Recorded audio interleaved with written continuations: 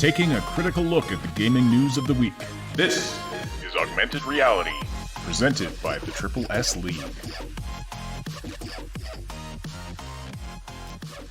Good morning, everybody. Welcome to the Augmented Reality Podcast, your source for news, leaks, and insights about games in the gaming industry for January 25th, 2020. Still getting used to saying that. It's really weird. Welcome to the show. My name is Ash. I'm here as always with Cyb. How you doing this morning, sir?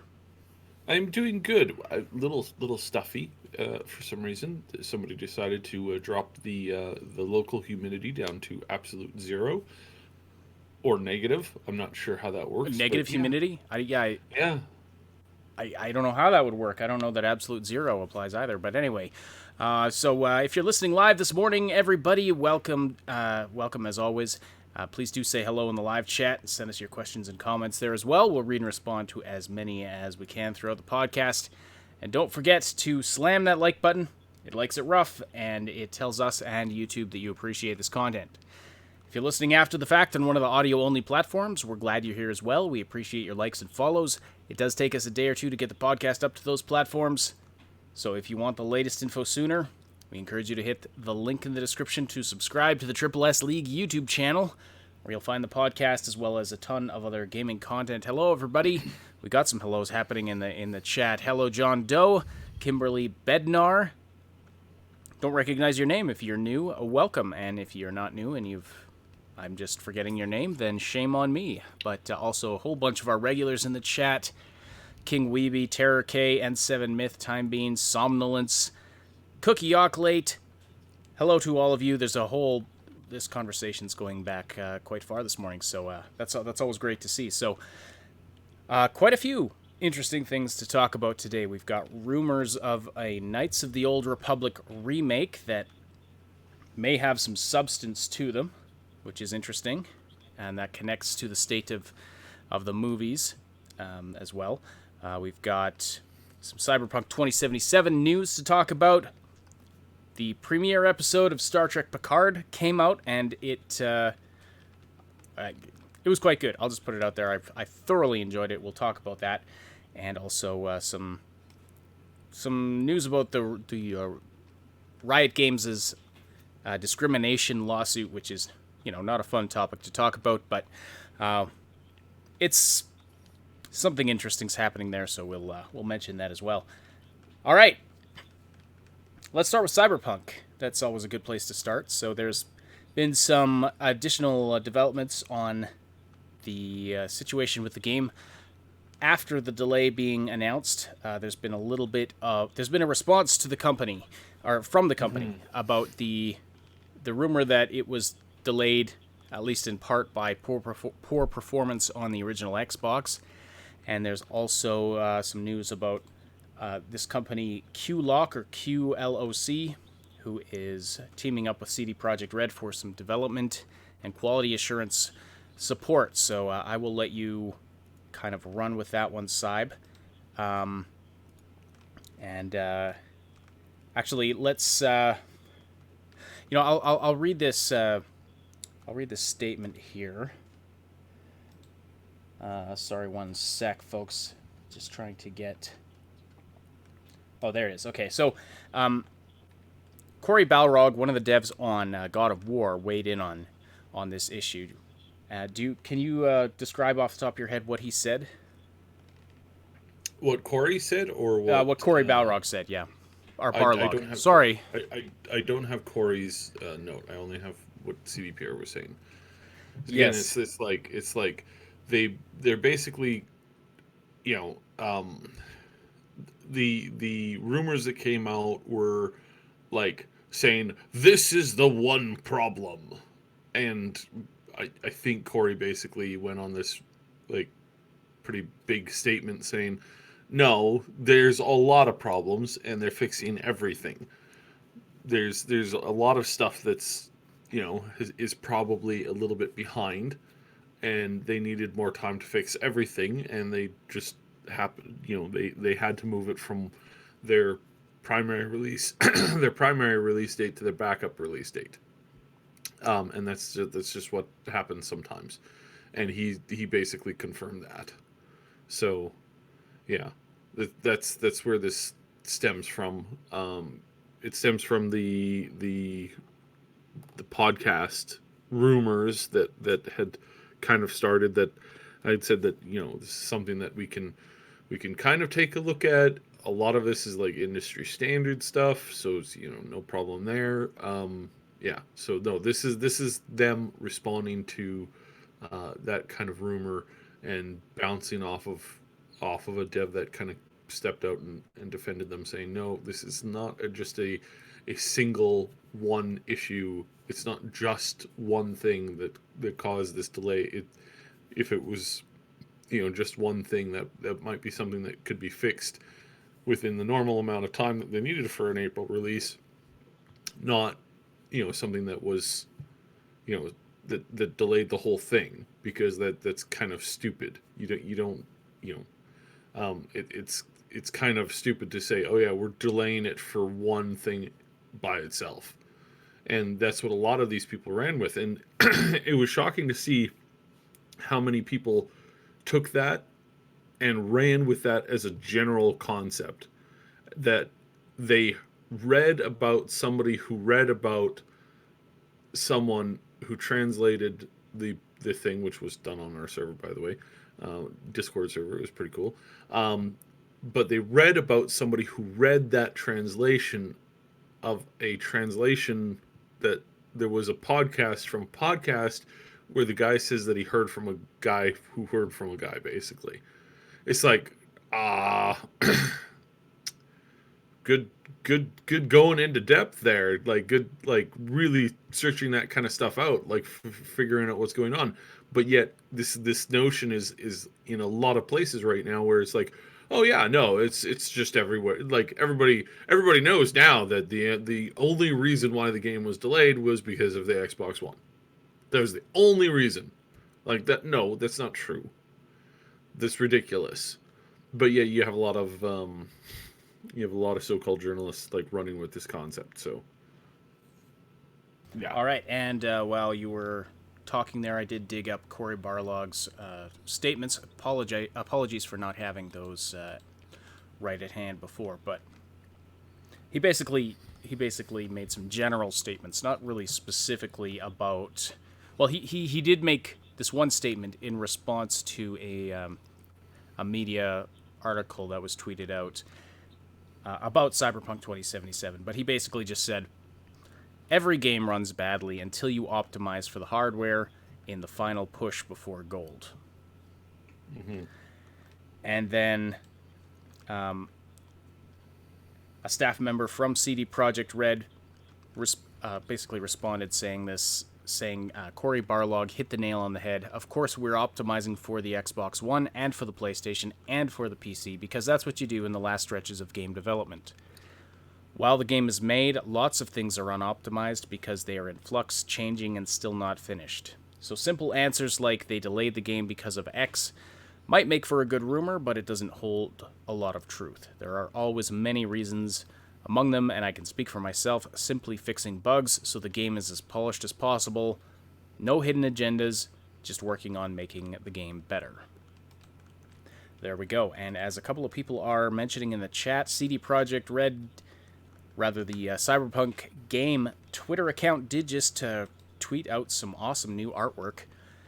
It says Happy Lunar New Year, and we have a picture of a woman on a motorcycle. I'm not sure if that's supposed to be V. It doesn't quite look like female V, but anyway, awesome looking woman on a motorcycle looking out onto Night City. It looks almost like it's like twilight or early morning. Yeah, looks pretty awesome, so check that out if you have the time. I might throw it up on the screen here if I get a moment. All right. Yeah, do that. Then we have... This looks great. I will do that while Cyb is talking about this next topic. So this company called... I'm not sure if you pronounce it QLOC or if you just say QLOC. But they are going to be providing some additional support on Cyberpunk 2077 development and quality control. So I'll let you take that away. Yeah, so this company, it's an interesting company to to be doing this stuff. I don't want to. I feel that there's some people who are taking this again a little bit too far.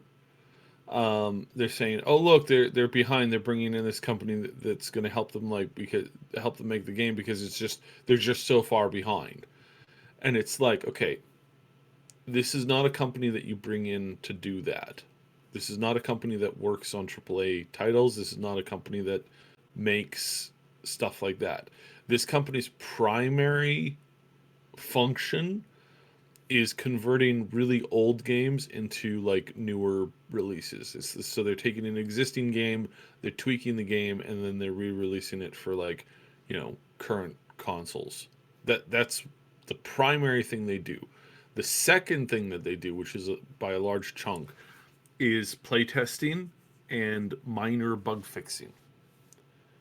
So again, it's I feel that the original tweet kind of took some liberty because again, they have no I'm not saying, I'm not calling the company a liar, and I'm not calling the company like, not as good as they think. What I'm saying is that I think that this is a big step up in quality assurance, and that this is a really important move for quality assurance. But I do not think these guys are walking in to do any of the heavy lifting on the project. I think they're coming in to do the heavy lifting on the game on the play testing and helping with optimization. I don't think they're coming in to add any actual substantive content to the game. And like, I can't reiterate this enough, that this is just not something that this company has ever done in that regard. So there's a lot of people who they're like, oh my goodness, they're really behind because they're bringing in this company to like catch them up. And like, what would they like? This is like okay. Here's the example for this. Um, Again, no disrespect, but this is equivalent to somebody who's saying, hey, we're doing this giant catering job. We've got steak and all these beautiful side dishes, and we're doing this like big wedding cake and all this stuff. However, we need some drinks, and turns out that the coffee has spilled. Can you go to McDonald's and pick up coffee there, because their coffee is actually not too bad. Like it's actually like pretty decent, high quality coffee. It used to be coffee that was served at an actual coffee place, and then they like walked away from that distributor for coffee, and then McDonald's snapped it up because it was really good coffee. That's the equivalent to what's happening here, I think, in all honesty. They're not coming in to do the main course. They're not coming in to work on a major side. They're just coming in to offer what they can for generalized support. That's it. So I think there's been a lot of like again, I see some people, it's nothing major right now, but I see a lot of people running with this concept that, oh, they're really, really behind because they're bringing in a company to come in and do heavy lifting on the game. It's like, no, they're not. I mean, that's just not a thing. Like, I don't know. Maybe I'm reading too much into it, but yeah, it seemed quite odd, in the way that they were, trying to. Yeah, it seemed quite odd. So yeah. Anyways, that's my take on this situation, because this is definitely like, it definitely doesn't fit with what the company does. Their primary attribute is like old game tweaking and play testing and minor bug squashing. Mm-hmm. So at this point, it's like, which of those two things that the company's really good at and excels at, which of those two things do you think they're coming in to do? And which of those two things is not something like, which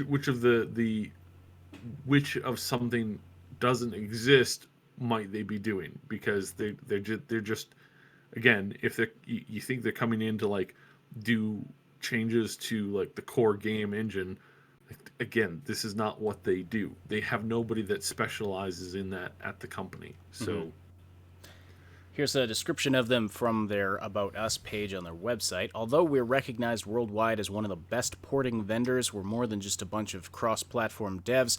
Our team includes over 300 specialists who are experienced in quality assurance, localization, and art design. We provide functional compliance, localization, and compatibility testing, translating and localizing games into 35 languages, delivering 2D and 3D graphics, characters, and concept art. So there's a bit of a broad brush picture of what they do, but yeah, it's not core development they'll be doing. As I've said, it's support in one of these areas.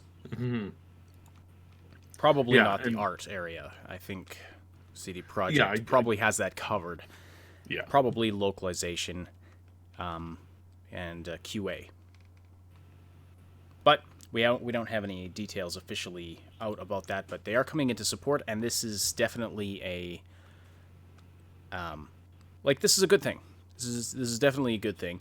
Any help any extra help they have to deliver that game, in an incredibly polished state when they hit the finish line, is definitely a good thing. And up on your screen right now is that art that we talked about, tweeted out by the Cyberpunk 2077 Twitter account. Looks really nice, and of course, Happy Lunar New Year to you all. All right, anything else Cyberpunk related? no, that's up? pretty much it for now. Yeah. Okay.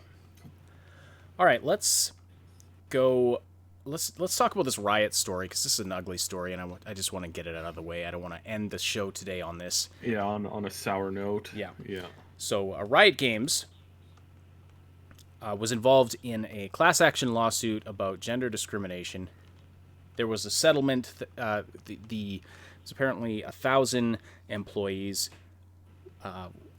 were involved in this class action lawsuit. They agreed to settle out of court to the amount of $10 million, which I don't entirely know how class action lawsuits work, but that sounds to me like they'd each be getting somewhere in the realm of $10,000, which is not much. Not a lot. I mean, I definitely would not turn down if someone was like, "Hey, you want $10,000?" I wouldn't be like, "Talk to me when you got a real offer." But I mean, again, we are talking about a very sensitive issue, gender discrimination, and also, depending on the details of this case, how long things have been going on, how much money they potentially missed out on. Yeah, and they were found guilty. This isn't like a settlement of like, go away problem. Like, we don't want to show up at court anymore. Here's 10 million to like stop the complaining. No, this is like hey, we reviewed what's going on, and you're in egregious violation of like multiple laws. And this is where especially my connections have come in. I've known, everybody's known that Riot's had some issues for a while. It's not exactly a big secret. They have had a huge amount of problems. Part of it comes to the fact that they were a very small, very brand new company when they started to work on League of Legends, and they found amazing, incredible success. But they didn't have the backbone of like having been a company before, and so there was a lot of people who kind of found themselves more or less like, just kind of found themselves like suddenly, the big boss of a giant company, and they didn't really have time to like flush a lot of things out. This happens, and that's kind of like normal. And normally you just hire people that come in and say, sorry, you want to do what now? You want to jump into somebody's face and fart in their face. No, you can't do that. That is not something that you as a boss are allowed to do. I mean, that's something that, college bros do to each other. I was just thinking, that I from some people I knew back in university, that there are definitely some people who would have run companies that way if they had suddenly found themselves the boss of Millions and the millions and boss of millions a of giant dollars, company. I mean, especially if it, yeah, not making excuses for it, just saying, yeah, this yeah, is because definitely... because that was where it started, and it started to get worse. Everybody I've ever talked to, who's sorry, every woman I've ever talked to, who's been at a company before, um, they basically say, to anybody, to any other woman looking to work at the company, is like, if you can find a way or a place to work anywhere else, go work there. Right. And that's like straight up. It's like, if you want my honest advice, don't come work at this company. By Don't. the way, this farting in someone's face example you gave, was that like a made up example, or is that something that No, no, actually... that's something that kind of came out in that's been a thing a few times. Now, it obviously, there's a lot worse there, but I don't have the this is just one of these things that like came up routinely in some of the court documents. So it's like, okay, right, gotcha. Okay. So So some really bad things happening there. Not a healthy company culture. Sounds like some actual, yeah, and like I said, that's the absolute like top, like lightest thing that I can think of. Other things get a lot worse, like a lot worse. Some of these allegations are like horrendous for any employee. I wouldn't wish this on anybody. It's not, again, this isn't something that I feel, um, I've done a fair amount of like looking into it, and from what I can kind of put together, this isn't just somebody who's like, a couple of like angry employees. This is like pretty much every female that's ever worked at that company. They said that this is one of the most like humiliating and derogatory places to work that they've ever worked at. And again, it's like, it's everybody. So I don't think, so I think there's some validity here, and that some people are tempted to like brush it off and say, yeah, people are overreacting, and new culture of like, people being upset at everything. I don't think this was the case, because it was so much. And absolutely, that just, I mean, just again, in general, the company environment wasn't necessarily super pleasant to work at. There was a lot of stuff. There was a live stream many years ago. I tried to find it, and I couldn't really find it. There was a live stream done by one of the heads of the company, where he was kind of walking around like screaming at people in like a joking kind of way. And he was screaming about some piece of food, baklava, which is a really nice food. But he was like walking around screaming like in their faces, like just like running up to somebody and screaming, "Did you take it?" And like while he was eating too, which was, I mean, again, if you've ever had somebody run up to your face and scream in your face while they're eating, it's not a nice experience. But again, like, that's the stuff that they got out, that they showed routinely as being totally normal. That's the normal stuff that they presented to everybody. What went on behind the scenes apparently was a whole lot worse. So again, I'm not going to dwell on it, but that's the thing that I'm trying to say here is that there was a lot of evidence, that they did a lot of things that were extremely questionable, and worse, and that I've heard this from everybody that I've ever talked to. So yeah, Right. So it's rough it's now. absolutely sounds like there's a lot of, you know, this is substantiated stuff. I mean, it went to court. Mm-hmm. This isn't just rumors from disgruntled former employees or something like that. This is something substantial is going on there. But anyway, they did settle out of court with this class action lawsuit to the amount of $10 million, but it just recently the California government intervened in the settlement and told them, no, you guys have to pay up a lot more than that. You're going to be paying out $400 million, which is a substantial amount more. Mm-hmm. Substantial amount. Now we're talking about $400,000 per employee. So that's quite a bit of money. Yeah, and because primarily, like the board, the California like law board, basically looked at this and said, excuse me, no, you're a multi-billion-dollar company that has like, a couple billion in the bank. No, you're not going to just walk in and give $10,000 to every single person that you mistreated to the point where you lost the court case.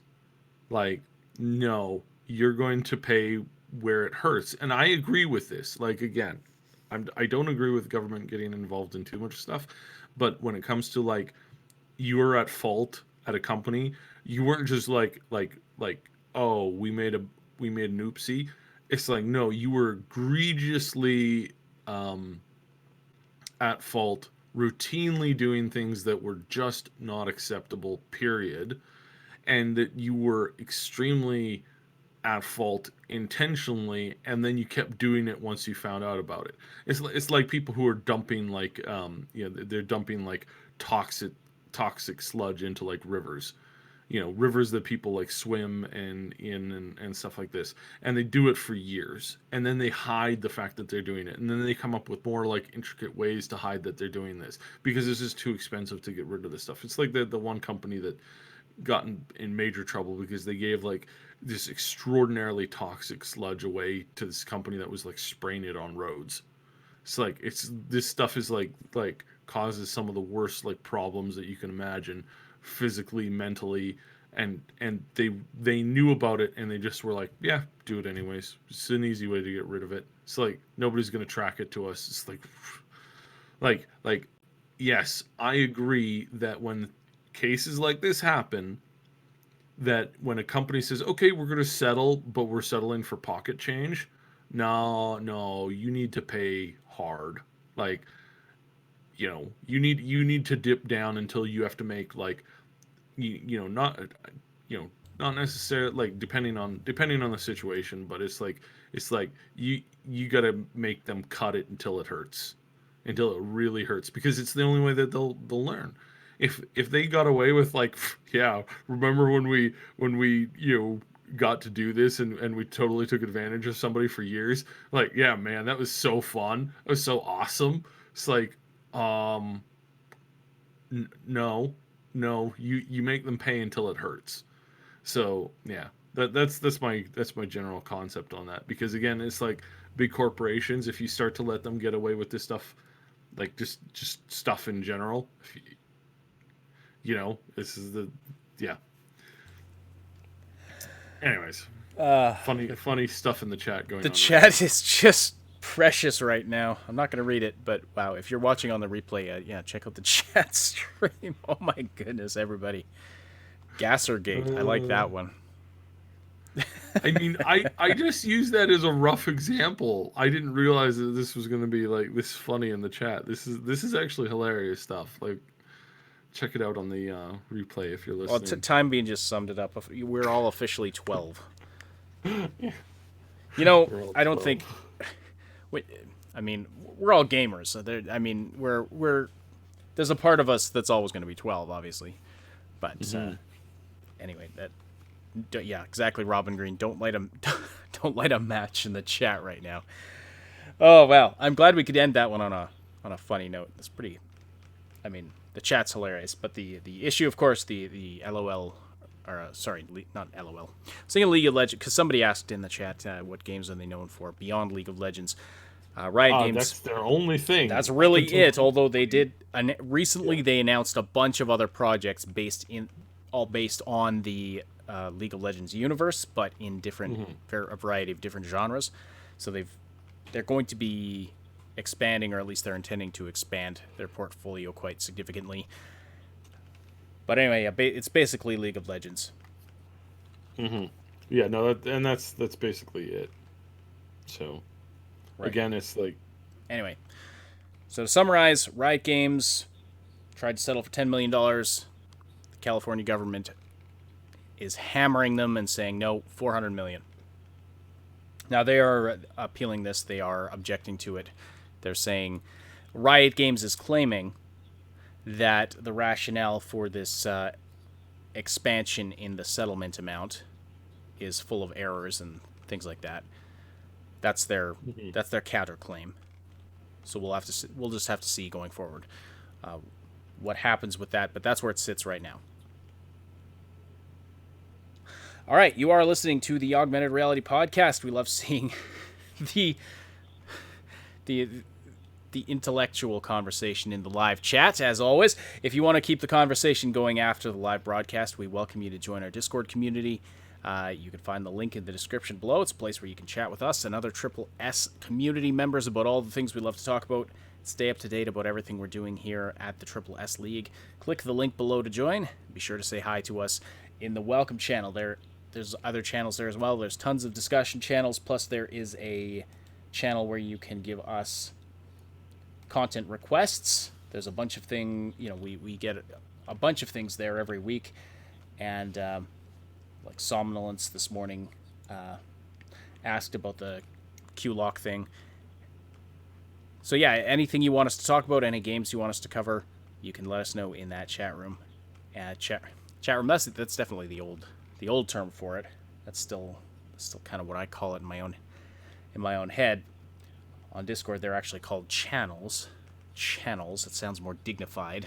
Go to the content requests channel. But whatever. They're still chat rooms. Okay. All right. So Star Wars and Star Trek.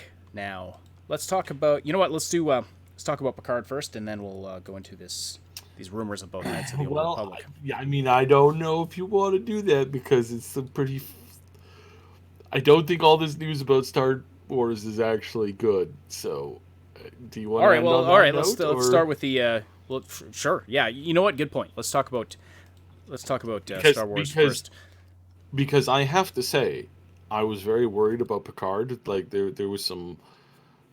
Like and there's still some stuff where I'm like about the show, and we're not going to do spoilers. We're absolutely not doing spoilers because it just came out like 2 days ago, so most people haven't got it. We're going to start to do reviews of the show, I think, because it's solid. Like, I was genuinely really impressed. Now, of course, I've been let down by Star Wars recently. Discovery was, I mean, Star Trek. What did I say? You said Star Wars. Oh. I mean, yes, I'm sure you've been let down by Star Wars we've as well. been let down by both of them recently, Yeah. right? Like, at this point, it's synonymous with disappointment. And really, like, so the new movies, first one was good. Really kind of threw out a lot of plot, a lot of, like, lore, and was this reimagining? Okay, sure, fine. Lots of lens flares. Then the second one came out and it was like, and then the third one came out and it was like, oh. So it's not good. Nice summary of the reactions. Yeah, Sab. then the Discovery show came out, and Enterprise was probably one of the worst shows in the Star Trek universe that I had ever seen. It just like they went backwards when they should have been going forwards, and then here with Discovery they went backwards again, and again it's like apparently I'm sorry, but he's an idiot. The idiot running the entire show, and unfortunately is also the one at the helm of Picard. just took lore left, right, and center and just threw it into a garburator. Like, at one point they didn't have the ability to like materialize food out of nowhere. This was kind of an important point of everything of you know this was something that used to be really important to the details, to the people who like details, and they just took that and threw that entire concept out the window of like, oh yeah, Concept of a replicator replicator, technology. that's definitely that's absolutely essential to the central theme Well, of yes, Star Wars as a future, or Star Trek as a future utopia. We should not talk about these two things at the same time. We're going to mix them up constantly. But yeah, this was around in the later shows, but it was not a thing in like the early, the original Star Trek show, like with Kirk and Picard. They didn't have replicators. in They had uh, to in bring the the food. in the original Star Trek, Yeah, oh, I did not know that. I thought that yeah. I thought it was a No, thing no, from they, the they beginning. didn't have they didn't have replicators in the way that they had them in the later shows. They had to bring their food with them, and like again, for whatever reason, the idiot running the show basically took that whole stuff and just like threw it out the window.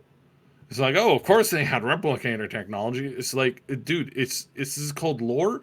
And anyways, I don't want to get into a rehash on why Discovery is an absolute garbage show. Aside from ripping off somebody else's sci-fi universe, yeah, they took a concept. This has been proven in court again. They took a concept of the entire the entire show was basically ripped off of somebody else's sci-fi work, and not in a little way. Like they just copy pasted basically the whole thing, and they never gave the guy credit. They called him a liar until they got caught with their pants down. In which case they were like, oh well, okay, yeah, the whole tardigrades thing. It's absolutely disgusting. And again, the lead guy was right in the thick of this whole time. Financially, Discovery bombed, and is being propped up right now because it's the only thing that they can do with the show to give it any kind of semblance of stuff. So they're in trouble. And I think this is what's resulted in a good Picard, because this dude has lost CBS so much money and is on a blacklist right now from now I don't know for sure, but I've been told that he's on a blacklist for a couple of different streaming services, meaning that if he doesn't make this next thing a success, he's never going to work in streaming Hollywood ever again, period. Which, I mean, you don't want that as your, you don't want that on your record, right? This is something you do not want on your record. So, It yeah, makes me basically. wonder how he got entrusted with this Picard show then, if unless he's just under some kind of Because he's contract. no, he's under a contract. He's heading the whole thing, Right. basically, and the head dude at CBS is an idiot who doesn't know how to run his company, because again they just keep making horrendous mistakes over and over and over and over again. So somehow they managed to talk Picard into coming back, and making the show. And I think at this point they're like, okay, we have to do a good job. We have to actually hire good writers. We have to actually get good directors in, because this is the idiot's the showrunner. Is not the, he's not this typical director of the episodes. And he had to start listening to the lore, which is what we found out, which is something that they actually did. So they actually, a bunch of the writers actually went over to Star Trek Online, which is a video game, which has been carrying most of the actual like core like storyline forward. And they did a couple of very very impressive things. One of the novels of the Picard thing, like the kind of like the novel that came out just recently. They actually took the current design, like the current Picard timeline version of the Enterprise, that was created by a fan who won a submission. They actually used his design, which was the design in the game, for the current Enterprise, which was very good. It's very awesome. Great work. Dude really deserved it because he created a really, really, really cool looking Enterprise. And yeah, so they've now been able to do that, and I've got to say I'm pretty impressed that they went out of their way. They also took a lot of like storyline data and information. They combined a lot of that with what the game was doing, with what their direction was going, so that it's actually, there's a lot of similarities between the worlds. And of course, the game, I'm not saying that the game is the end all be all of the lore, but they realized that their fans had come to expect certain things from them as far as like, story, plot point, that kind of stuff, and they went out of their way to actually do it. So yeah, I think just generally, they realized that if they didn't get the show right, a bunch of these people are never going to work in Hollywood again, especially the showrunner. And so he went out of his way to he's going out of his way to try to make sure that the show is great. As long as they don't crap on the lore, and as long as they stick with a reasonable summation of the story, that's good. And I right away, like when we were watching the show, I have a big disagreement with Picard, and I actually side with the with the opposing viewpoint on his idea. One of the main factors within the show, as far as like a fan who's interested in the lore, but the fact that there's a conflict here is actually good, because when I just rewatched a ton of TNG, and I was mentioning this to Ash just a little while ago. It's like the reason why everything wasn't a utopia, beautiful thing. There was this part where number one was actually saying it's like, well, we're not a warship. We shouldn't be engaging in war exercises. It's like, this is why they lost so heavily and why we actually got a war to begin with the Dominion in the Deep Space Nine series. It's one of the reasons why Voyager got into so many problems, is because they were a military unit, because there's no getting around that, and they ignored that for so long, and they didn't really respect that, and that's why the Dominion walked in and basically gave them such a bloody nose, is because this kind of stuff. And why the Cardassians kept on crapping on their treaty was because they knew that the Federation was kind of spineless in this regard. So there's a lot of things where, while at the time it's like, Picard he struggled so hard to make sure that Cardassian deal was honored, to the point where they turned on the population and let the Maquis get slaughtered over and over and over again, which ultimately ended up with them just being absolutely slaughtered. It's like, that's a good thing in the term of like the show, where it actually makes you think, because Picard wasn't right on a lot of this stuff, and his capitulation ended up in a lot of deaths. And then I also found it really interesting that they've got the Prime Directive, which is like if a species is dying and they don't have warp technology, you just let them die. You just let them end. That's one of the side effects of it. Yeah, the Prime Directive is that you don't interfere with developing cultures and species. That's the Prime Directive. But one outflow of that is that you can't save them either. Yes, but I find it really interesting that Q, in the end of the TNG series, does something that, if their positions were reversed, Picard would have argued against, and he would have like walked away from a dying species, and he would have let humanity die because the only way that they got out of that is because they were getting a helping hand by the Q. So it's like okay, do we not see the do we not see the stupidity here? And I see that Kobe in the chat and a couple other people are agreeing with me, that some of the Prime Directive stuff is way too strict and is kind of stupid. And I agree, but this is the cool thing, because we can have a debate about this, we can have an argument about this, and this is what makes Star Trek good. This You is know, one this of the is what this makes- is one of the fascinating things about Star Trek is you can debate these hypothetical ideas, but they are meaningful in a way, because it's like, well, what if we are in that position at some point in the future? What do we do about that?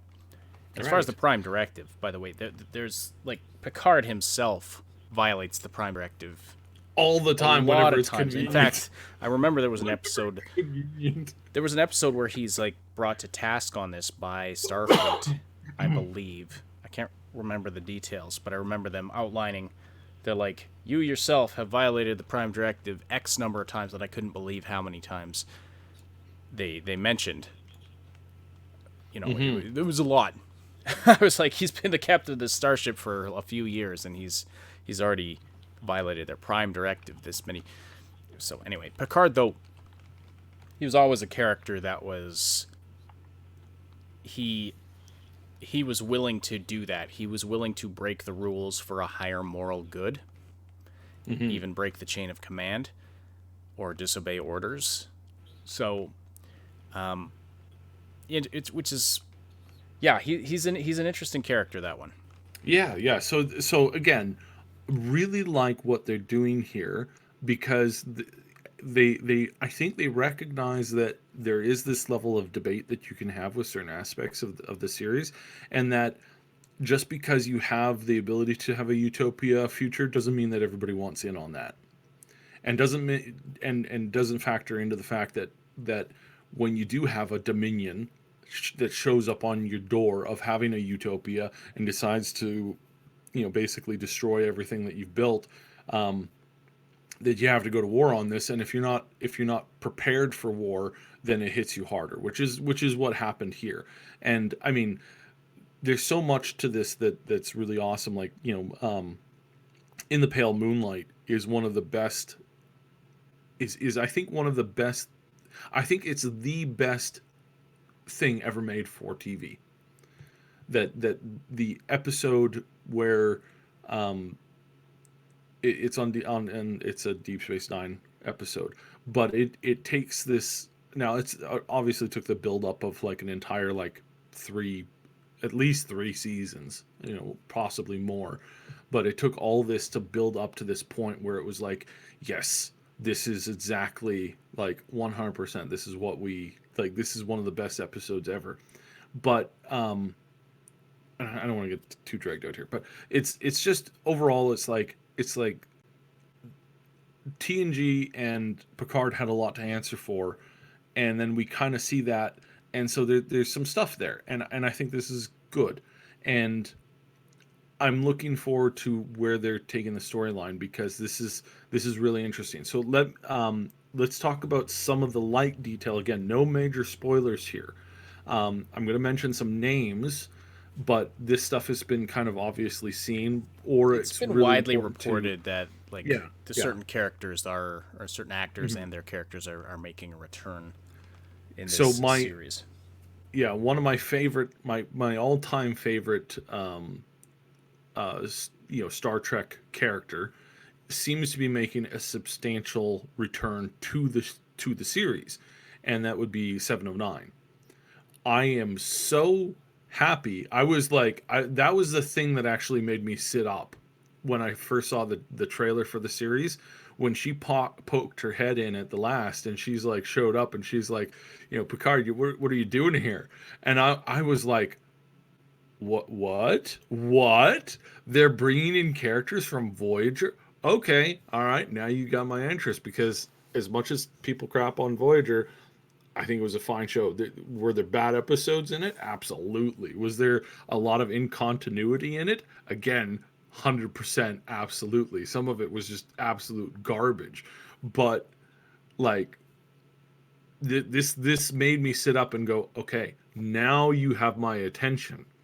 And so I watched the episode. And so again, some of the things that really came in here, I don't like.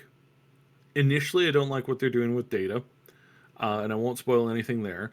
I'm not a fan of this version of things. I prefer the other version, the video game version of it, because it just makes more sense and it feels a little bit more like natural. It doesn't feel like I think what they're going to do in the series, just my guess, is it might feel a little ham-fisted. That's just my opinion, though. And they may end up writing this brilliantly, and I may end up completely disagreeing. So that's just my general thought at the moment. However, I have to say that one of the best episodes of TNG was Measure of a Man, where this dude called Bruce Maddox came and tried to like take Data back to the Daystrom Institute and basically just take him apart and then rebuild him. This dude is one of the main story points within the series, within the new Picard series. He's like one of the main, like, not a main character, but he's like one of the main reasons for things being as they are. His actions in the background. Yeah, like and I was like, he's mentioned several times. And I was like, chat's agreeing with you, by the way. That crap. Measure of the Man was a fantastic episode of television. I remember watching it as a child and being blown away. Yeah, and I mean, I watched that as a kid too, and at the time I was like, it really helped formulate my thought on like AI, because felt like, wow, somebody's sticking up for me. That's so cool. Yeah, exactly. For those of you who aren't familiar with that one, it's where they're it's an entire episode focused around whether or not Commander Data can be considered a sentient being or not. And so this guy comes from Starfleet, this Bruce Maddox guy comes from Starfleet. He considers Data to be Starfleet's property, and he wants to take him back to Daystrom and reverse engineer him basically and create more of him. And he wants to equip all the starships with a Data basically. Whereas, so they actually hold kind of a tribunal and a trial, and Picard argues for the fact that no, Data is actually a person. And in a remarkable, I think one of the most powerful, painful twists of the episode is they force Riker to argue for the opposite point of view. So he's got to argue that his friend, Commander Data, is not a sentient being and is not a person. And it's powerful. Like it's one of the must-see episodes of Star Trek. If you're only going to watch a few episodes of Star Trek The Next Generation, you got to watch that one for sure. Yeah. So, Bruce Maddox is back as a cyberneticist. He's responsible for a lot of things that are going on. They brought back Hugh, the Borg drone. This was announced. And not all of these are in the first episode. As a matter of the only recurring character besides Picard, the only other actor that appeared in the first episode from previous series was Brent Spiner portraying Data, and portraying him in flashbacks and dreams. It's I don't want to ruin too much, but it's like flashbacks and stuff that happened in the past, because of course Data perished at the end of Star Trek Nemesis. Time being, no, Bruce Maddox has not shown up as the same actor within the series yet. However, and I want to point this out, why I brought up Hugh, is that the original actor who played Hugh is back as Hugh, as far as I understand. He hasn't shown up in the actual show thus far, but he was actually, apparently they've actually brought him and his actor back, which is a small role. I mean, the dude showed up in like 2 episodes. Yeah, but again, one of the more memorable episodes of the series. And Again, another one that profoundly affected me as a kid. I remember watching it with my mom. The episode with Hugh, who is a Borg drone who becomes separated from the collective, and he's aboard the Enterprise, and then he begins. They try to sort of de-assimilate him, and he just begins to get the first hints of individuality back. And then he appears again in a later episode. But yeah, he's going to be apparently back in the Picard series. But yeah, the whole which the scene where they give him his name, he's like, yeah, Geordi's like, yeah, let's call him Hugh, and so then they're like, okay, your name's Hugh, and the drone is very, very, very confused. Then he's like, we are Hugh.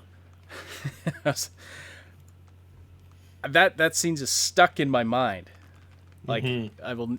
That's one of the only things I remember from that episode. But so yeah, it's amazing that they're bringing these really impactful moments and characters from the Next Generation, from back to into the Picard series, and of course the whole connection. I mean, Picard has a significant connection to the Borg, as you'll know if you're a fan of TNG.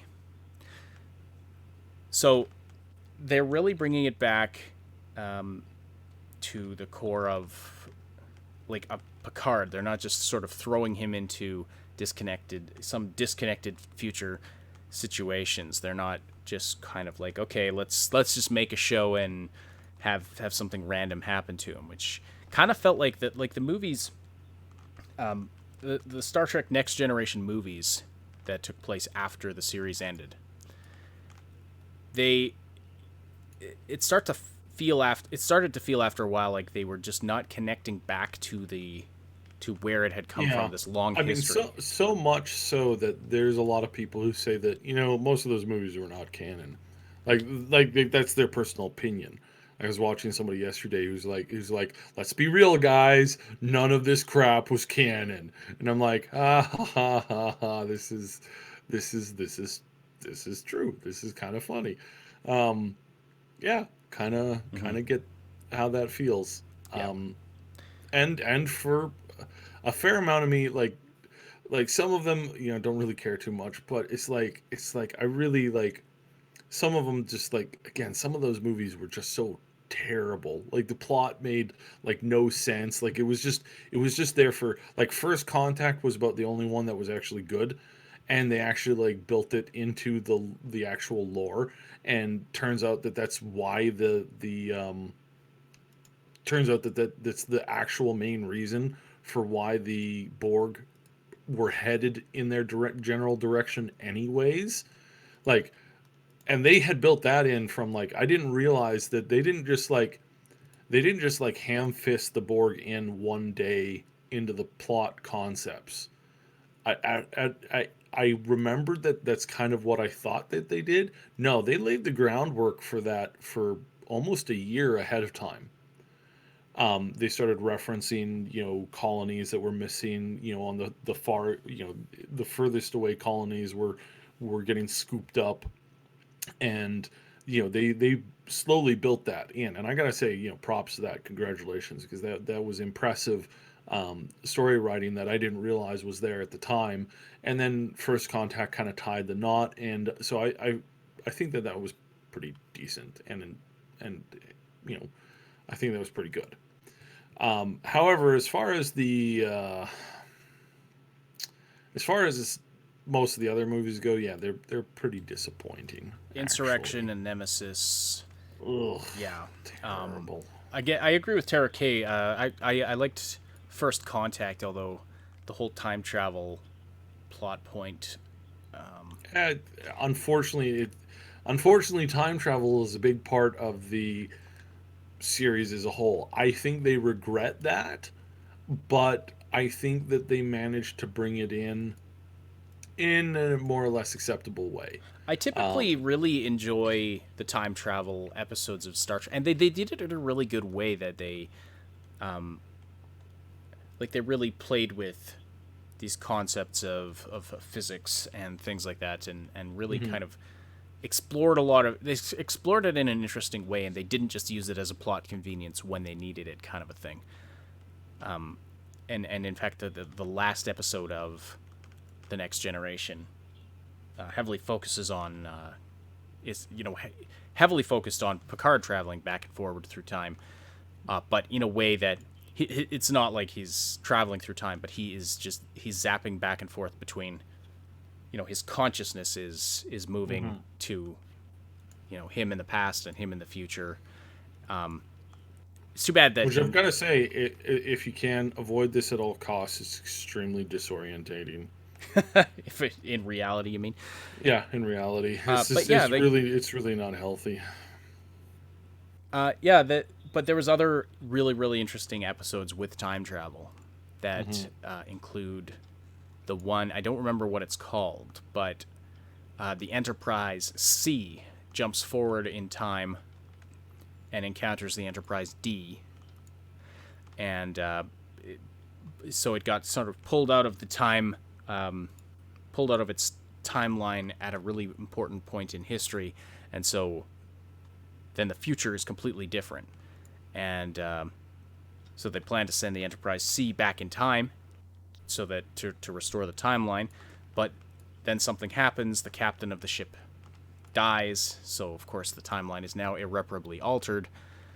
But they brought back Tasha Yar, because in the alternate timeline of the future, Tasha Yar is still alive, and they did some fascinating things with time travel. But yeah, like the so Star Trek, I find that when they use time travel in Star Trek, it's a lot more tolerable than in a lot of other. It's not just kind of fan service like it was in the last Marvel movie, not Infinity War, Endgame. Anyway, so speaking of fan service, though, like I just want to sort of focus more on Picard now and talk about like the quality of that show for a few minutes here. There's a lot. There's a lot of callbacks to the Next Generation, especially if you are, a big fan of the show and you know some more of the details about it, but not done in sort of a flashy fan service way. Just done in a very, very natural way, especially with things relating to Commander Data's character. And I think what really sells the show is that it is a central theme of it. This is how I described it to my wife, because she at first was not interested in it, but once I told her this is about Picard and his relationship to Commander Data, like his friendship with Data, that is the heart of the show, in my opinion. And she actually seemed rather interested in it after I told her that, and that's really what sells it. Yeah, and I think what we'll see over time is that becomes the main, like, that's the main thing of the entire show, or the root of like everything in this is like rectifying that that thing in history. And then there's rumors that we're gonna actually have Q come back, which is like I would be extremely happy with that as a concept, because again, it's like one of those things where I'm sure that if they wanted, like if they had a chance to redo it, they might not include the Q initially, but and the Q turned out like very, like, the first introduction of Q was really messed up and felt really like out of place. Still does. However, the later introductions of Q, especially in Deep Space Nine and especially in Voyager, suddenly I really like the Q continuum. If I just saw TNG, wouldn't necessarily be a fan of him, but having seen him show up in all the other shows, I am now a fan of. Oh, gee, with the hammer! There's a couple of novels that are like. There's a couple of novels that are actually kind of heart wrenching when it comes to that storyline, and it's like wow, okay, this is kind of cool. I like this stuff. I like the concept, and it's kind of like, okay, possibly like works quite well. So, yeah. So yeah, no. Overall, it's like I think this is actually a pretty good thing, and yeah, I'm up for it. I'm up for it. Yeah. Just think that. Apo- uh, Apologies for that noise, folks. I was looking at the Star Trek wiki and it started playing a video. Don't you just love that? I just it's fantastic. Anyway, I've muted that now, so that cannot be the case. But anyway, they will have the opportunity to bring a lot of additional characters back potentially, because the show has been renewed for 2 more seasons now. It's really interesting. It's really interesting how this role has really defined Patrick Stewart's career, considering he was over 50 when he first took the role, and he did not think the show was going to go anywhere. And now at age, how old is he now? He's got to be around 80 somewhere. I'm not 100% sure, but Yeah, he's over 80. he is going back to this. I don't think it's for a lack of offers, and I don't think it's because he needs the money. But he was obviously intrigued enough by this show that he's signed up for it and agreed to do a couple more seasons now on top of it. Yeah, really interesting. But yeah, he's 79. He's 79. Okay. Yeah. I have heard a rumor that they preemptively filmed his death scene in case he dies in the middle of filming. Which is like, that's depressing. Ooh, that is depressing, but that's also like they've clearly like thought up to a particular point, and they have a plan going forward. Again, rumor, not confirmed, but yeah, it's a interesting idea. Very interesting idea. Well, I mean, practically, it absolutely makes sense. But yeah, that's definitely that's definitely. Can you imagine being him and being like, "Wow, I've got to film this in case I croak over the next couple of years"? Like, that's really rough. But at the same time, it's like I'm kind of happy that they thought ahead to this point. I'd rather do that than have them do some sort of horrible CG double on a CBS TV series budget. Yeah. So again, rumor at the moment. Take that with a grain of salt. But I do have to say that just overall, I'm again not wanting to spoil anything in the show. I was originally very worried because I don't think that they had done a good job with any of the other series, with anything else that had been going on in this universe. I felt that it was a lot of absolute garbage that was not acceptable for like what's going on. Few episodes of Discovery had me absolutely disgusted. Just seemed to not care for plot at all. Like Spock has a sister. Okay, how was this never mentioned ever before? Like, you think that that'd be something important, and I felt that they were just kind of like ham-fisting it in to just get people to watch, and was really kind of disgusted with their ignorant treatment of the lore and of the story, and just like, well, we're just gonna throw anything in because we want to, and it was kind of gross. But now it's like, okay, I think they're slowly starting to bring it back to what's important and what the show should be about. So let's see where they go with this. For now, I'm going to be saying if you're a Star Trek fan, you can check this out right now. I think it's free in most places. I do have to comment and say that I wish that these streaming companies would get their crap together, because trying to stream this in Canada is, I don't want to say nightmare, but not easy. Not easy at all. It's like, hey, where can I watch this? well, if you have this, you could watch this here. If you have Netflix, you can watch it. So it's on Netflix. Yeah, but not where you're from. It's like, okay. Is it on Amazon Prime? Yes, but again, not from where you're from.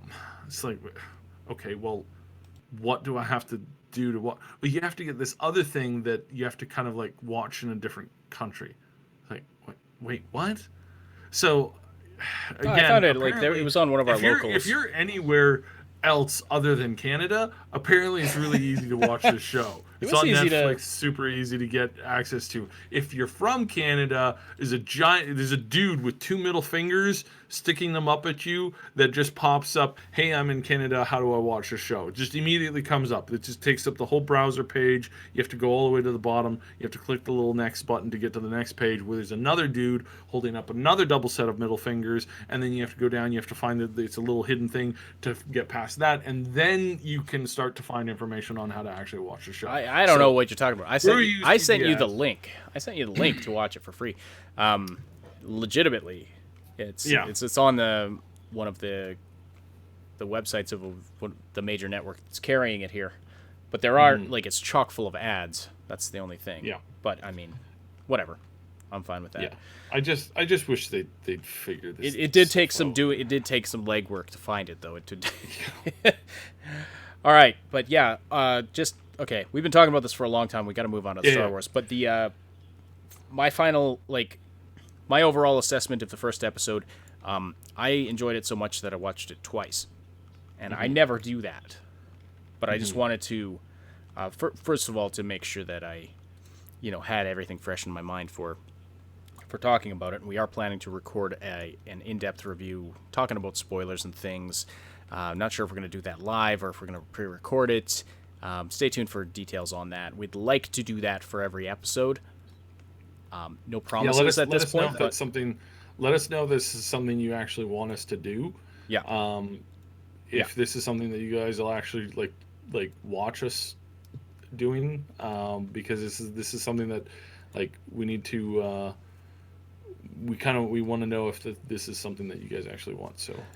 But my only real complaints about the first episode were that a couple of the plot points were relatively convenient, and in a few places the dialogue was a little janky. Just seemed kind of. Yeah, I think that boils down to the director, and that you got to remember, this is not a smooth operation. A lot of this stuff is a lot of what they're doing right now is. They're doing on a fairly tight budget, considering they're not working off of Game of Thrones level budgeting for this, even though it potentially CBS is in a lot of financial hurt right now, and it's one of the reasons why they need this show to do well. They need this show to do well. They absolutely need the show to be good, because if it's not good, they're in major trouble. They're in such trouble that CBS is, again, rumors that they've been thinking about selling off the Star Trek series. That's how financially in up the creek they are without a paddle. So yeah, I again, take it with a grain of salt, but they're not good financially right now. They are a stagnant company and have been for a while, and their leadership is, and I'm not going to shy away from their leadership is utter garbage.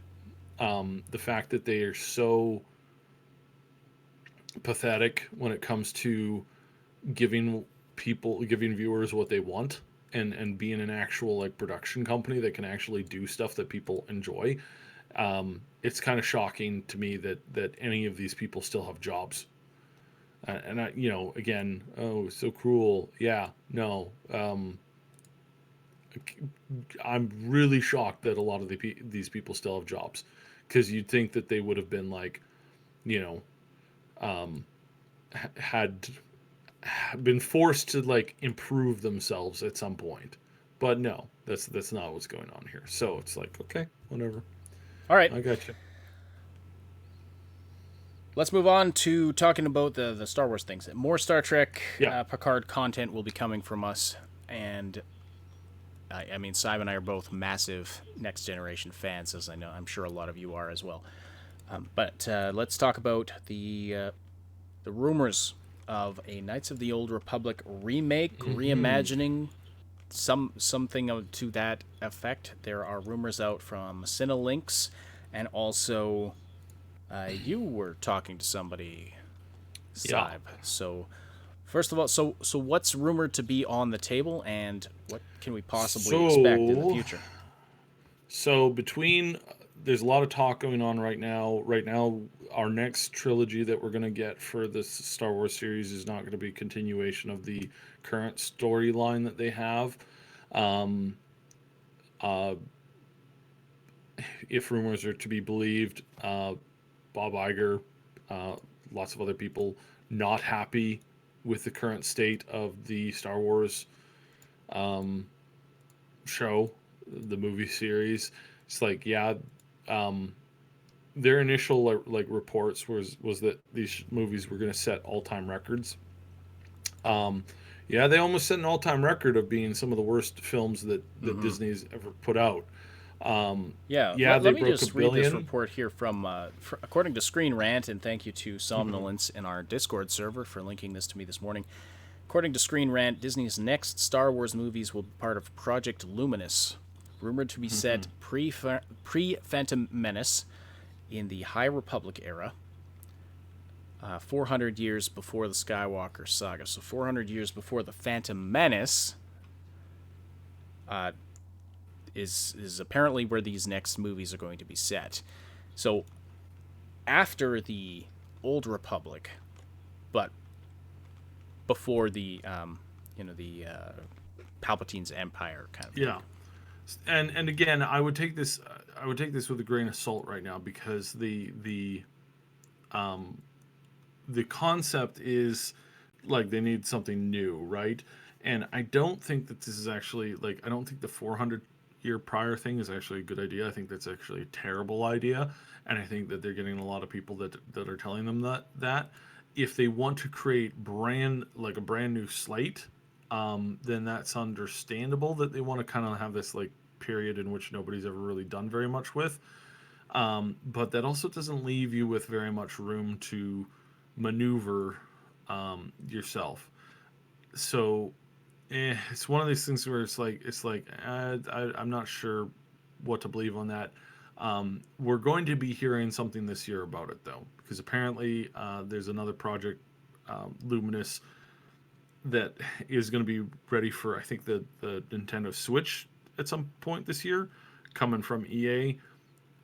So it might be like a far more like kid friendly thing, because they want that tween money, that tween money is so The tween money so good. from Yeah. the tween's parents' credit cards that are just Yeah. sitting in this system. Yeah, yeah. Gotcha. Yeah, so they want that stuff, and so their new take on Star Wars might be something that's more akin to like, hey, look at how this is like more family friendly and like stuff, instead of like, hey, dude got his arm chopped off and then somebody fell to the dark side of the force. It's like, it's actually like, kind of dark when you think about it. So yeah, this is like, I don't know, we'll see. But the Old Republic stuff is definitely like catching more and more people's attention, because this is like ripe for the, it's good stories, it's good work, people are interested in it, people want to use this stuff, right? So this is yeah. And it looks like Disney has their eyes on it as well, just because, like, there were some callbacks to the Old Republic in the latest movie. That just some very subtle references, but they were there, and they were deliberate. Yeah. So the rumor going around right now is that they're working on a remake for Star Wars: The Old Republic 1 and 2. But they're not redoing, like, a lot of us were like, yes, please let's just redo the games. Let's Okay, let's clarify though. You're talking about Knights of the Old Republic, not just not the Old Republic, the MMO, which is still ongoing. Yes. Again, I don't like. Again, I don't think anybody. Well, I'm just saying that conflates because those two. you said the Old Republic, you didn't say Knights of. So I just wanted to Okay. clarify there that he's talking about the Knights of the Old Republic games, the single player One and RPGs, two. turn based. Yeah.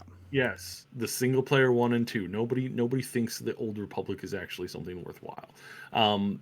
The Knights of the Old Republic is one of the best games ever made. Number 2 was just as good as the first. Don't listen to anybody who tells you otherwise. And that the storylines for these games are actually extremely powerful and have the ability to really set the universe kind of right. Drew Karpyshyn did most of the writing for this stuff. Brilliant writer. Overall, overall, you got Chris Avalon involved in some of the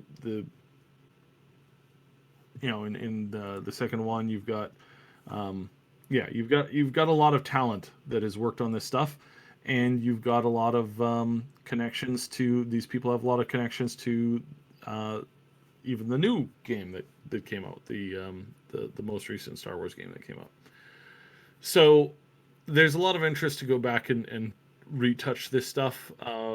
And if they were going to do a game and a movie at the same time, or do one of those first and then have the other one follow up, it might be a way to like rekindle a lot of the interest in the Star Wars, series and get that coming, because, Kathleen Kennedy being an absolute. You have the same opinion of her as Yeah. the person who currently runs the Star Trek series. My opinion of her is a little bit lower than that, actually. She is quite possibly one of the anyways. She wants Probably good not to finish that sentence. Yeah. She says some of the dumbest stuff I have ever heard. We don't have any books or novels. Yeah, because you canceled them all. You took an entire warehouse of extra lore that built this universe, and you threw it into the garbage because you just didn't Don't talk to me about. There's no comics or movies that we can base lore off of because it doesn't exist. It's like you were the one who signed the order to get rid of it. It's like your equivalent.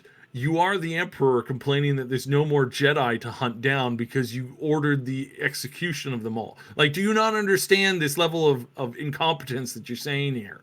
Disgusting. Absolutely disgusting. Anyway, she's all like, hey, we need to people are not interested in like a Star Wars movie every like 2 years. They're really like Star Wars out right now. There's just been so much content, and then Mandalorian comes out and blows everything out of the water. Oh, apparently people do want Star Wars. They just want Star Wars that's what's the word? Made right. With somebody who actually cares about the series. Like, oh, disgusting. So yeah, she shows up and spouts a lot of garbage and says, you know what, maybe this whole Old Republic thing is a good idea. So that's the good news, is that there's interest in this as a series. There's interest in bringing this back and doing something with it, which is what a lot of people have been begging for years. Bad news, guys. I really hate to say this, ladies and gents, but as it stands right now, I think this is probably one of the most terrible things, because as of this morning, when I woke up and I read my messages, apparently Kathleen's involved. And apparently this is not redoing 1 and 2. It's the Old Republic 1 and 2. This is taking 1 and 2 and reimagining it. Reimagining. Imagination. It's using their imagination to tell the story in a new and interesting way that fits with what Kathleen wants to do with the series as a show. Which is what exactly? Just I assume that it's I'm trying to figure out her vision for the show. Like, having watched the sequel trilogy, it's like I'm sure at some point Revan's gonna like explode in glitter. I'm pretty sure that Malik is gonna like become an edgy teenage like boy who's like, it's like, put my feelings, guys, Revan, feelings, my emotions, like, let's make out or something, but let's not. Like, obviously that. Maybe he'll have a tantrum and destroy a console with a lightsaber. I don't know. But frankly, the news that I'm getting is not good. Might the team working on it be okay? Well, kind of like a hodgepodge team that's been thrown together to, make stuff. There's a rumor that the new DICE studio is working on it. So, I mean, I guess that's I suppose that's a possibility. Maybe, I guess. I don't know. Are they going to recast? Here's a question in the chat. Are they going to recast Revan as a female? I don't know why they do that when the Exile is a female. Like she's there. She's the next character. She's part of that.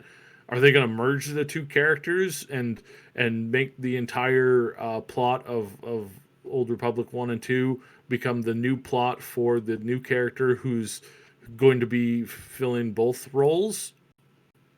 I guess maybe.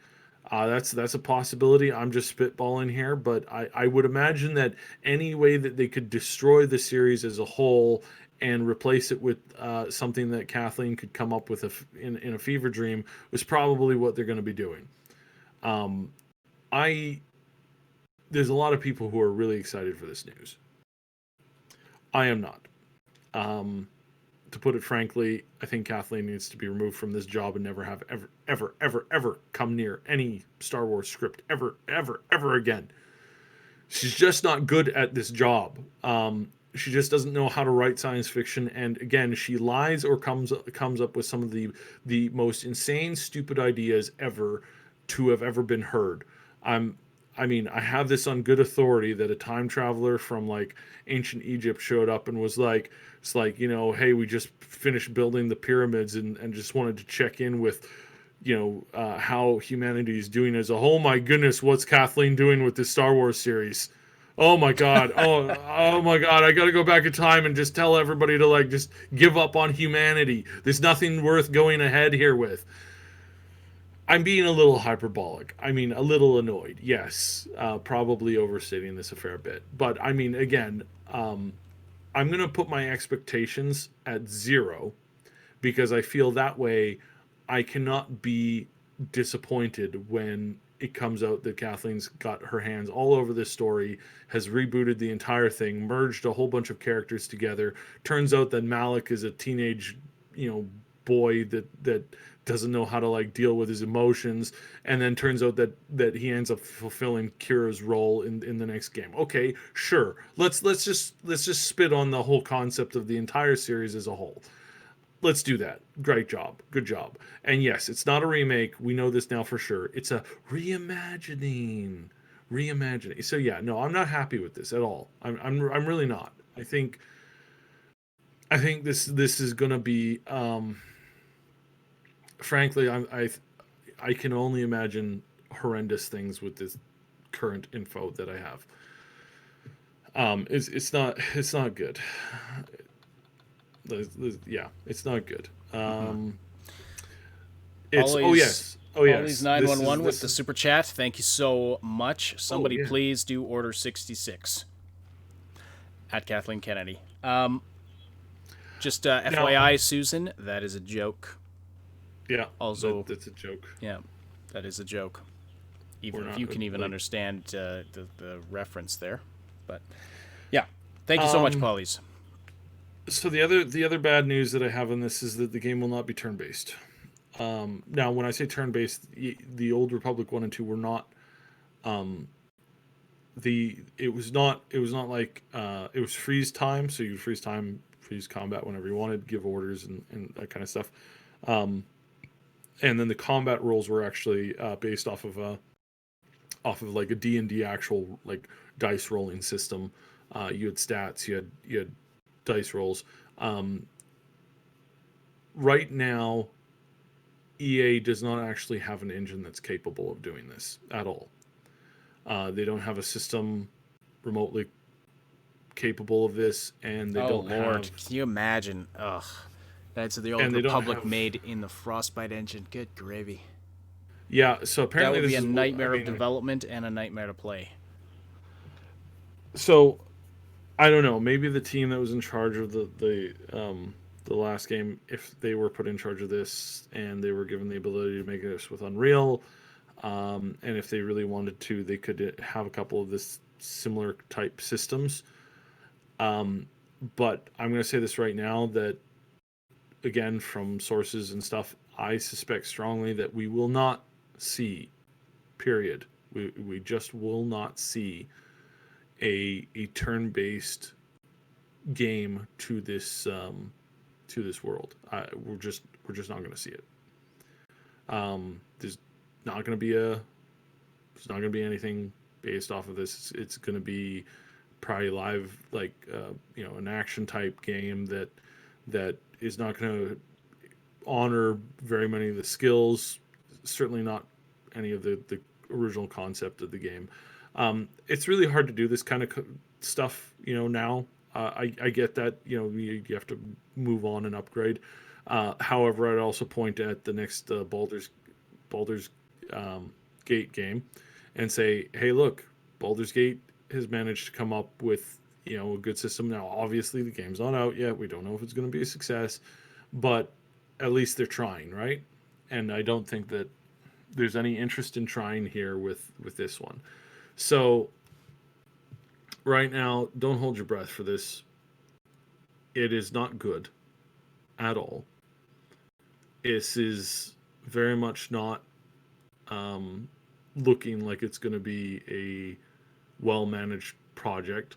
There might be some people that have good intentions involved in this, but if it's true that they're having to report on this to Kathleen and that the original writers are not being brought in for this, then I don't see how that this can be anything other than a significant disappointment in general.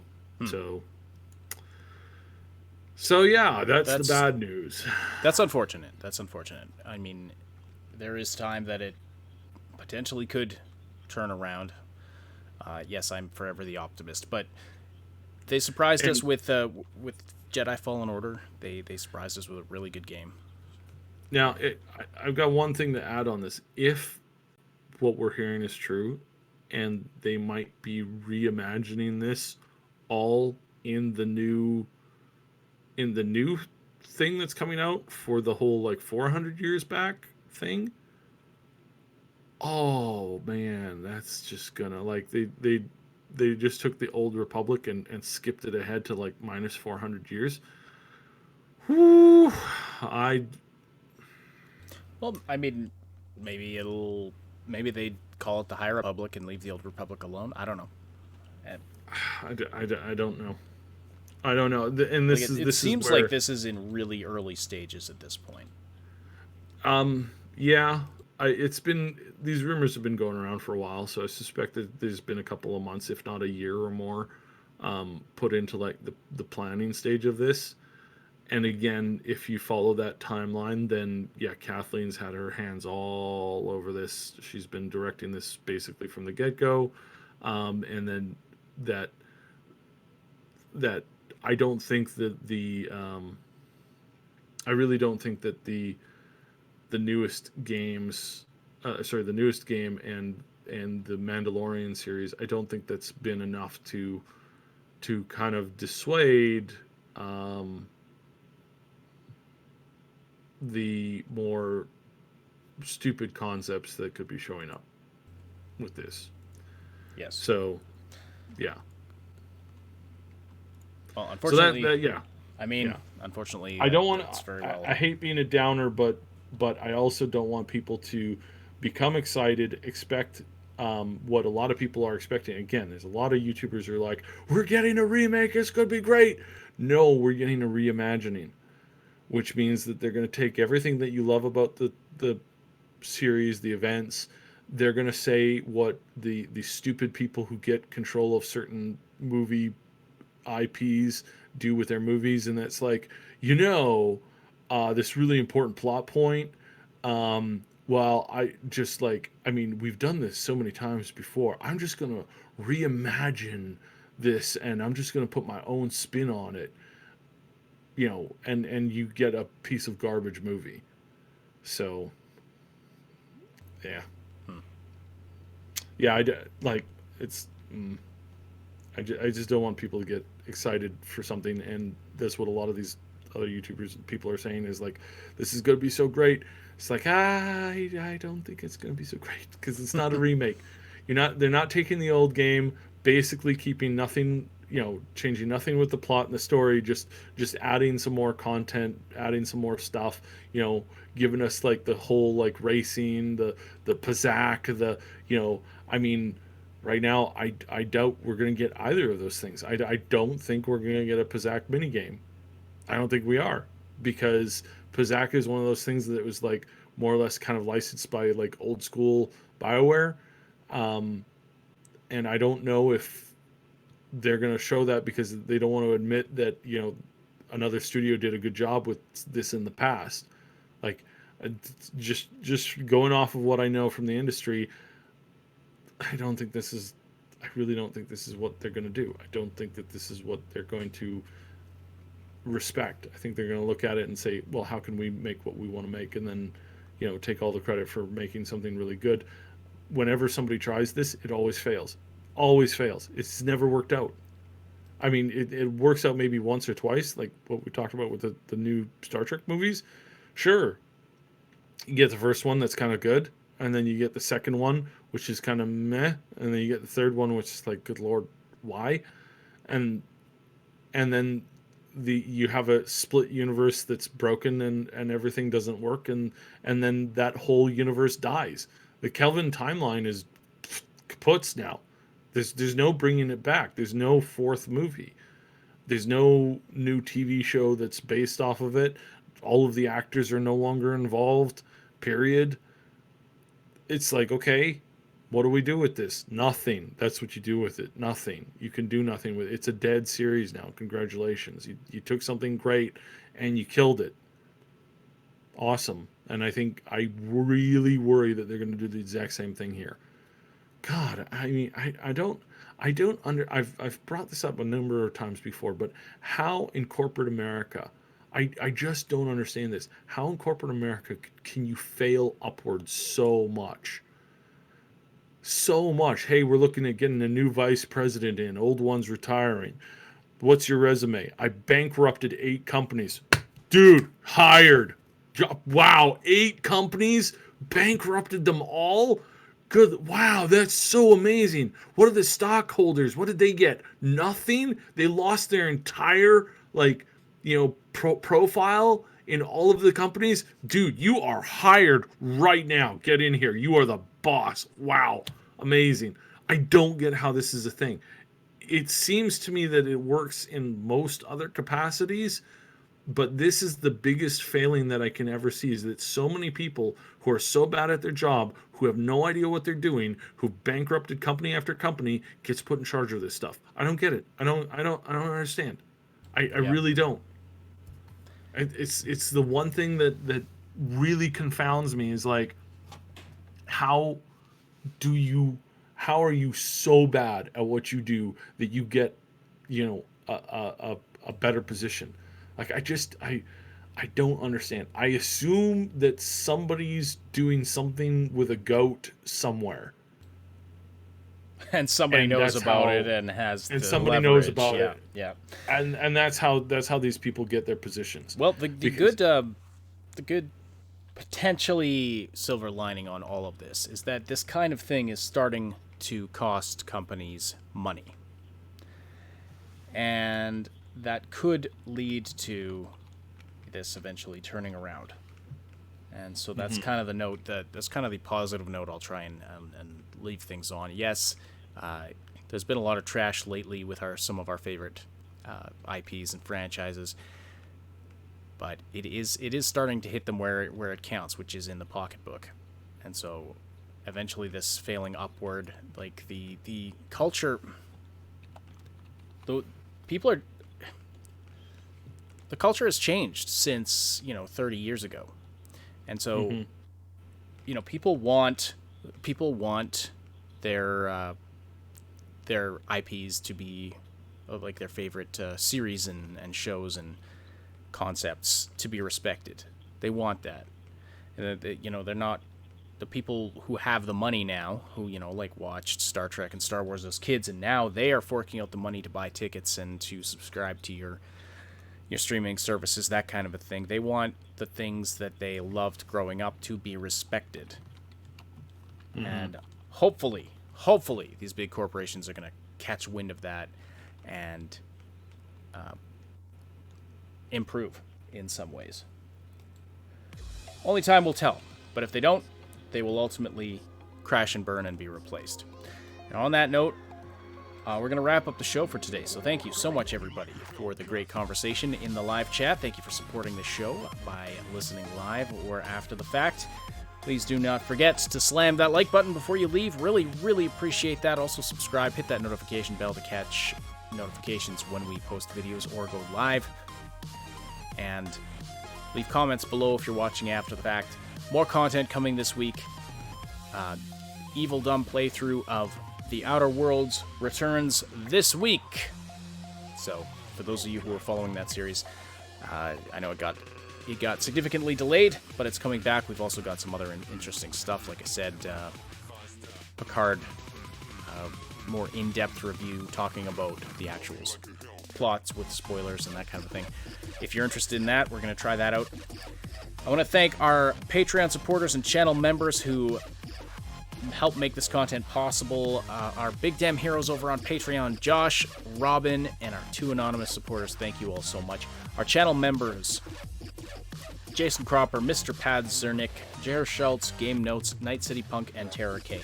We appreciate all of those who help support this show and our channel financially, but there's lots of other things you can do as well if you're listening after the fact on iTunes, Spotify, or any of the other platforms this podcast goes out to. We appreciate your interactions there. Don't forget you can join the live show Wednesdays and Saturdays, where you can interact with other listeners, be part of the discussion. Join the Discord server for lots of excellent conversations and other stuff going on there. And just share this around if you appreciate it. That helps us out a ton. The Augmented Reality Podcast is a presentation of the Triple S League. Check out our YouTube channel for game guides, reviews, comedy, news updates, and tons more quality gaming content. My name is Ash. On behalf of Cybsidian, thank you all so much for listening. We'll talk to you again very soon.